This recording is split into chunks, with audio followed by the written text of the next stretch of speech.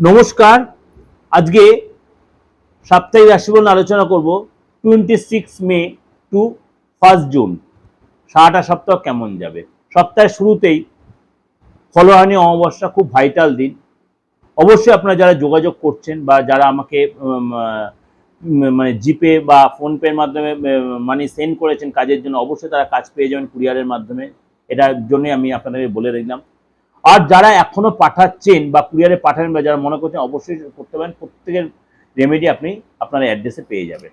চলুন তাহলে জেনে নিই আপনার রাশি কি বলছে। ধনু রাশি, আপনার এই সপ্তাহে কিভাবে এগোবেন আপনার চিন্তা থাকবে এবং ফ্যামিলি নিয়ে চিন্তা থাকবে, তার হেলথ নিয়ে চিন্তা থাকবে। আপনার অর্থ লাভ হবে, কোনো ব্যক্তি দ্বারা আপনার অর্থ লাভ বা কোনো ব্যক্তি আপনার উপযোগে হেল্প করবে, আপনার সেল বাড়বে, আপনার কোনো জায়গায় আপনার পারচেস বা সেলের মধ্যে কোনো সম্পত্তি কেনা বেচা বা কোনো আদার্স কোনো জিনিস কেনা বেচার মধ্যে আপনার অর্থ লাভ হবে, প্রপার্টি থেকে লাভ হবে।